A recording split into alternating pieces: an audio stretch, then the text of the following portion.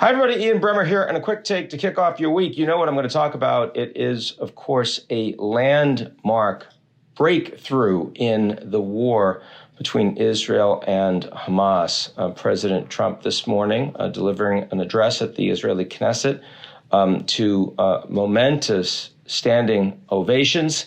All 20 remaining hostages that are alive have been handed over by Hamas to the Red Cross. They've been in captivity for over 2 years now.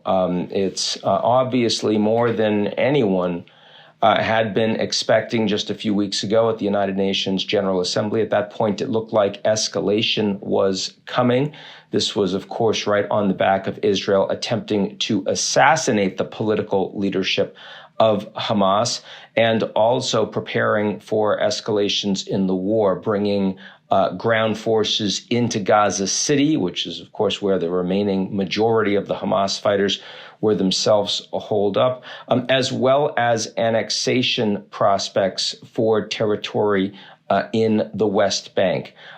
That's all been avoided, and instead we have an agreement between Hamas and Israel brokered by the United States and President Trump with a lot of help, particularly from leaders across the Middle East, Egypt, Turkey, the Gulf states, to help end what has been utterly brutal fighting and humanitarian devastation across Gaza ever since the October 7th massacres. So what happened here? Trump had leverage with Israel, and he used it. He really wanted to see a ceasefire. He made it clear that there would be consequences for Israel if they didn't accept. He was prepared to directly undermine Israeli sovereignty, tell them that they wouldn't engage in annexation, that they wouldn't remove Palestinians from Gaza, even though this latter was something he himself had supported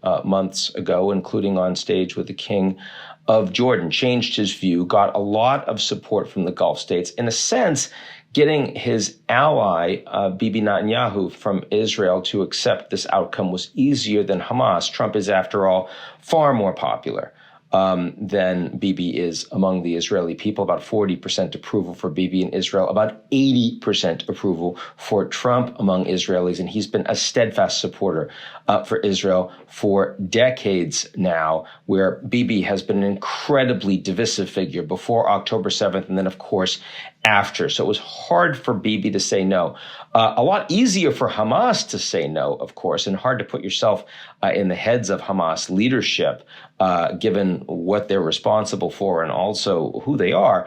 But 90% of Hamas's military capabilities, U.S. intelligence estimates, have been blown up over the past couple of years. So maybe Hamas had an awful lot to fight for, but they didn't have an awful lot to fight with. And that is a big part of why they ultimately accepted this peace deal and really gave up, frankly, plus the fact that in the U.S. Summits with Middle Eastern leaders, the interlocutors with Hamas, the Qataris, the Egyptians, the Turks, they all at the highest level told Hamas that this was it, that they needed to accept this deal or else they wouldn't have further support going forward. And Trump himself, directly in negotiations with Hamas leaders, had Steve Witkoff, had Jared Kushner talk with them and say that Trump's own word was behind this deal, that he would not allow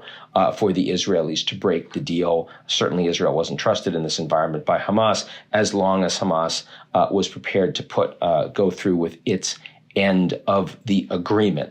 So all of that is to say that Hamas is essentially surrendering. They've given up the only leverage that they had to maintain their leadership, at least their political leadership, with any ability to continue to engage in Middle East diplomacy, and that was these hostages. They're now gone and home where they should be. It is a big win for Trump, and as I've said before, if he got this done, he deserves all the credit, and I'm happy to give it to him. It's much better to be able to say that your president's done something successful than he's failed, and Lord knows there's been plenty of both.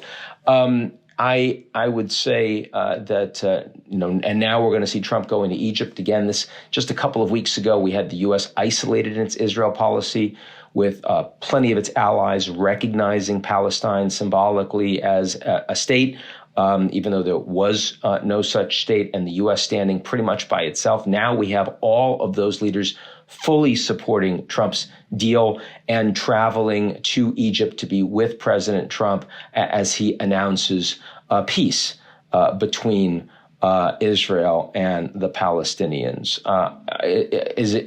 Is peace going to last? Do we end up getting to a self-governed Palestinian territory, even if it's not statehood, with reconstruction in Gaza because it's been utterly destroyed, with Palestinian civilians having a chance to make a life for themselves and their children? Do we have security provided by Egypt, paid for by the Gulf states? There's a long way to go, a lot of hard work before you can say those things. But certainly today looks a lot more optimistic and hopeful than yesterday, than a week ago, than 3 weeks ago. And it's worth taking a breath and making a point of that. Final point I want to make here is during Trump's speech to the Knesset, he did bring up Russia and the fact that he has so far failed to bring peace to the Russia-Ukraine war. That's really stuck in his craw. This is not something he's forgetting about. He's not taking the win with Israel and Hamas and pocketing it and moving on and governing at home. He really wants to bring Russia-Ukraine to a ceasefire. It's a lot harder. And as we've all seen, that's led to a pivot in a willingness of Trump to be responsible for and to put pressure on other countries for more damage to Putin, that the consequences will be greater, just as he thought the consequences would be greater for the Israelis and for Hamas if they didn't accept his deal. He's done that with the Ukrainians effectively. He hasn't done it yet with Russia, and that is the intention.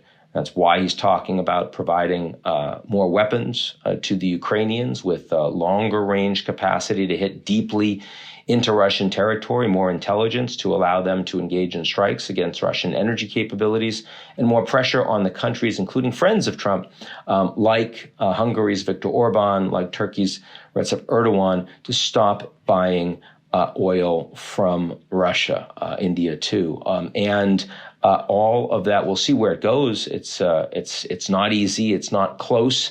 But then again, how many people thought we'd be in this position between Israel and Hamas a couple of months ago? So that's it for me. I'm glad to see that we have this breakthrough and the hostages are freed and the guns are no longer blazing across the border. And hopefully that means something better for 2 million Palestinians in Gaza. That's it for me. Talk to y'all real soon.